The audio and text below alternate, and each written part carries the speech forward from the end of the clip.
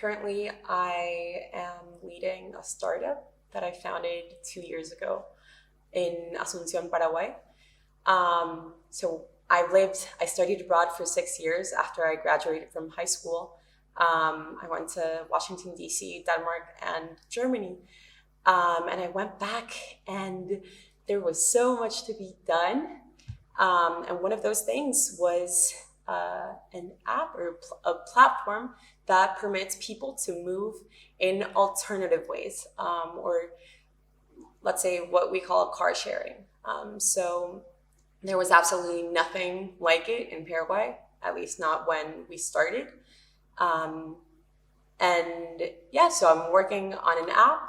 I'm leading a team of about 30 people. We started out with 2 people and launched about a year ago. It's been quite a ride because we've been, let's say, the first app that has really crashed and clashed with the status quo. And considering the kind of app and platform that it is and the kind of service that it provides, we already knew that was going to happen. And I think that was kind of the exciting part of it because when we started, we decided that we were going to do something for impact and not merely to do a platform and get a lot of money from it. And so we did everything the way it was supposed to be done. Taking into account data privacy, taking into account the laws and the regulations that are in place in Paraguay at the moment, taking into account the other realities in terms of security itself in the community. And so that allowed us to be involved in many of the legislative processes that are now undergoing in the country. So that's basically my 100% of my time. And I think from that, we are stemming into what could be called diplomacy in a way, or exchange of information between countries, because we are now in touch with representatives from a border city in Argentina. They also want to tackle mobility problems and the lack of alternatives that the city itself can provide at the moment. And the fact that people are increasingly getting their private cars, and that is a big problem for the city. And so considering that we are a local company that, let's say, sets standards for itself that are beyond what the law requires, is something that was really positively taken by this government and the Argentinian municipal government in Posadas. So we are starting to, let's say, step into international waters in terms of innovation and technology. And so then science diplomacy. First of all, how do you understand it? Like when you hear that concept, what comes to mind? I think it's this, what we're doing today. It's so like I mentioned, I studied abroad. So all of my college career was done abroad. And 2 of the experiences that shaped me the most, because they were more tech related, more hard science related, in terms of climate change, renewable energy, and waste management, was when I was in Copenhagen and in Germany. And I took all of that back with me. So I'm back in my country and I'm having the chance to be talking to authorities that are actually in places and positions of decision making. And I'm talking about everything that is being done in these other countries, including, for example, blockchains in the energy sector, which in Paraguay, we're still dealing with problems with our transmission lines. And so it just gives us a spectrum of where we are and where we need to get, and what we can do to get there. So I think those types of relationships and connections and knowledge that we can gain from other societies, other countries, other cities that have already dealt with these problems that we're dealing with now, can get us there faster than we would if we were the first ones doing it. And how do you think then that science diplomacy can be used or is being used for these processes, particularly in the field you're working with? Well, for example, we are undergoing the creation of a national Paraguayan strategy for innovation, and the entire process is being approached in a very collaborative manner. And it's not only Paraguay. We are having experts in innovation and technology, and from Colombia, for example, Ruta N in Medellin is a great example of a city that managed to create private-public academic partnerships that enabled the city to actually go from a state of a lot of violence and a lot of insecurity to one that is now an example in the whole region for innovation and entrepreneurship. And so we are having these experts come and help us deal with the processes that they dealt with in the beginning of their process, in the beginning when they were taking their first steps and had nowhere else to look at. And so it helps the entire, let's say the entire effort move at a more rapid state, at a more rapid pace.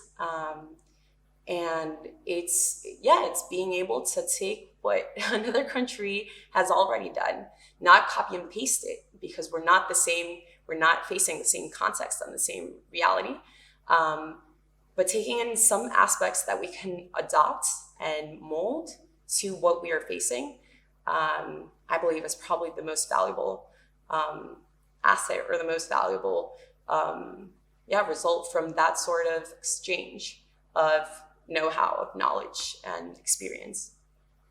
And in your view, what are the social challenges for which international scientific collaboration can be a tool? Social challenges that international scientific collaboration can be used as a tool for? For me, it's inequality, in the sense that Europe was once a very unequal region, and I can speak from a Paraguayan view, where 2% of the country, of the population, owns 85% of the land. We are still very much an agricultural and cattle grazing country. So our economy is based mostly on soy production and soy export. And that leads to a lot of consequent issues, social issues, especially because all people were dealing with a very big, very large rural migration towards the cities, and cities aren't prepared. So I think having the know-how of how cities prepared for and developed in a conscious way, how they made and prioritized community spaces, public spaces, green spaces, even the fact that cities were meant to have a lot of density in smaller amounts of spaces, whereas today the reality in Asunción and all of the cities surrounding Asunción are completely horizontal. So every house is occupying a lot of land, so there is very low density. So people are spending about 4 to 5 hours commuting into the city every day for work. And that is a huge social problem that has led to people moving into areas that are not available and not apt or aptos for living. So every 3 or 4 years, we deal with natural cycles of the river, river's growth. And we had huge communities of rural migrants that were living on the banks of the river. And so... And how do you see then, like, innovation and scientific collaboration contributing to solving those issues? I think that the know-how that's out there is available, and establishing those connections and having experts from other countries be able to collaborate and give in to the issues, very particular issues that we are facing in the case of Paraguay, will help find sometimes very new solutions to maybe similar problems. but considering certain problems that have already been faced and solved in other contexts.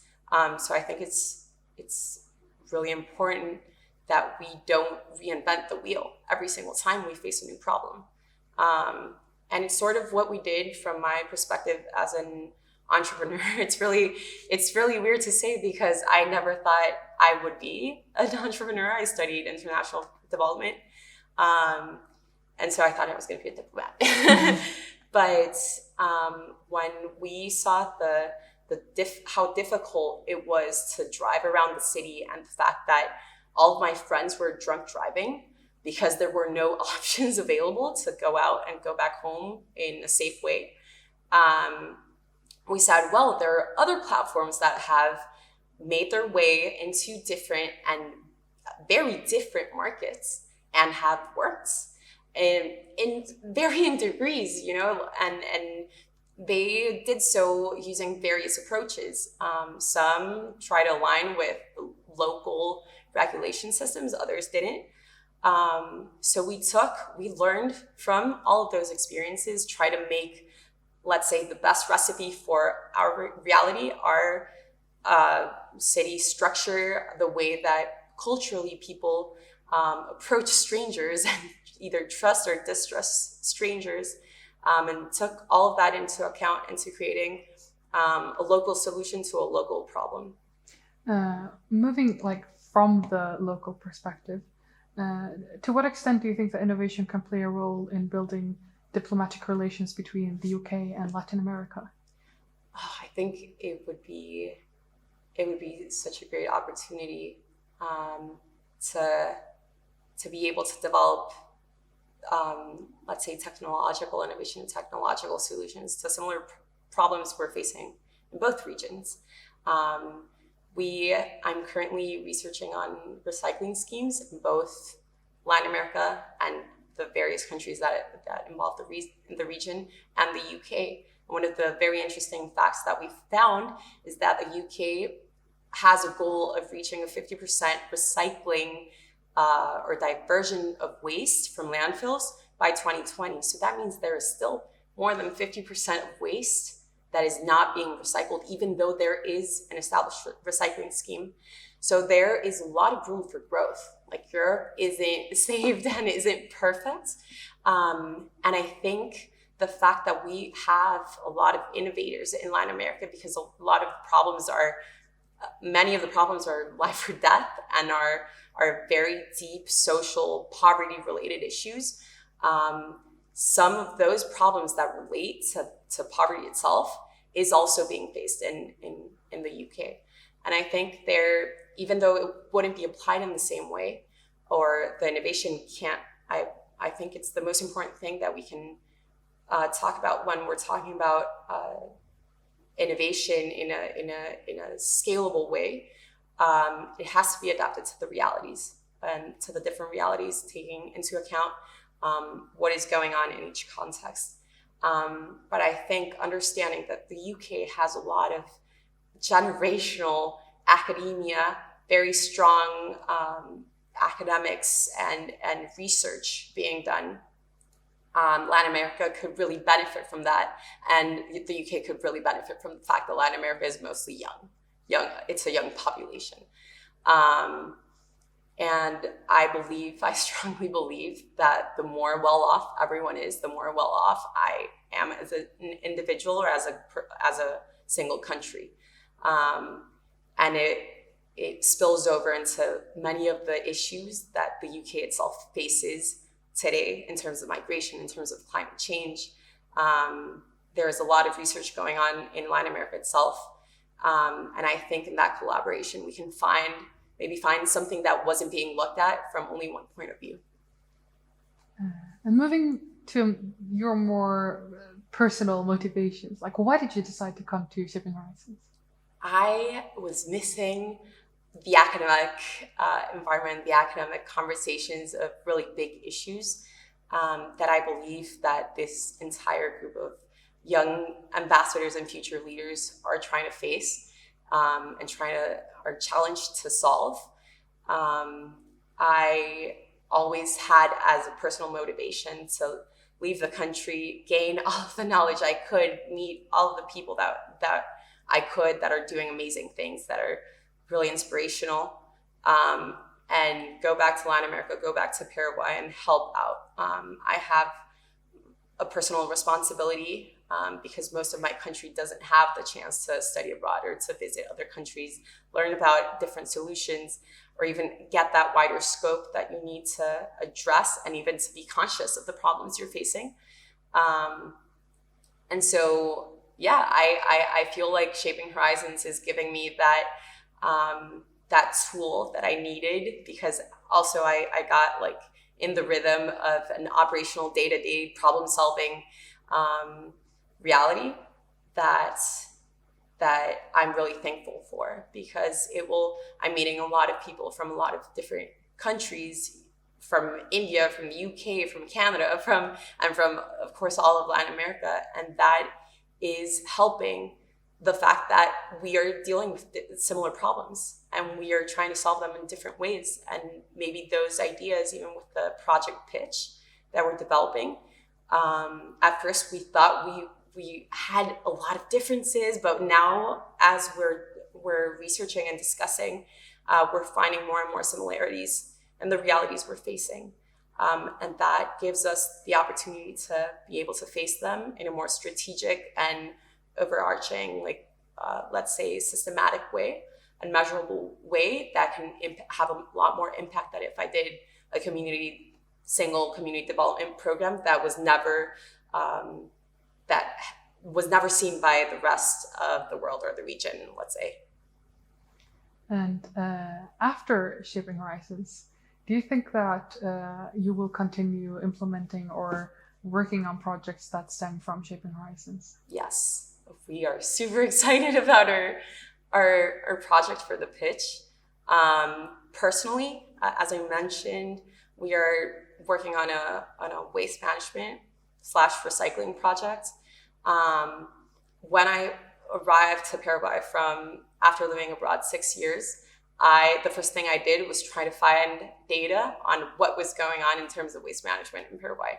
And there is a lack of data that exists. So that I think that's one of the main challenges, to create that data bank that will allow us to find the patterns and the key partners or the key players that will be able to help in resolving these issues, because one person can't do it alone.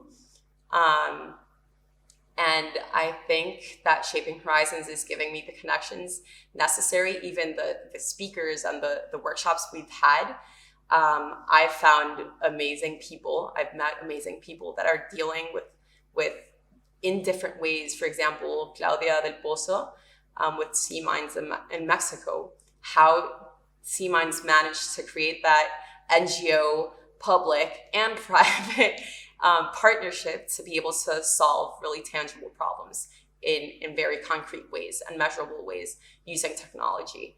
And I had never heard of it. I had never thought AI could be applied in such a tangible way. And that gives me a whole lot of tools, a toolkit, to go back and start researching, start finding the people that are in those areas, and maybe create more of a collaborative state of projects or project making. And I think that's one of the most important things we can do, stemming from a summit like Shaping Horizons, is being able to articulate all of the problem, all of the solutions, and all of the projects that we are having around the world, not only Latin America and the UK, but around the world, to deal as a human race, as a world, towards all of these problems that so many people are facing, and that affects each and every one of us. And so I'm really excited for being here, and I really appreciate the fact that we all come from diverse backgrounds, because that, for example, in my group, there's a developer, there's a project manager, there's a venture capitalist, there's me, I don't really know one, and an entrepreneur that's recently gone through all of these processes. And so we're coming in from various backgrounds, bringing in diverse solutions or various points of views towards the same problem. And that's invaluable. And I think it's an exercise we need to be practicing constantly. So yeah, of course, my answer is yes to the question.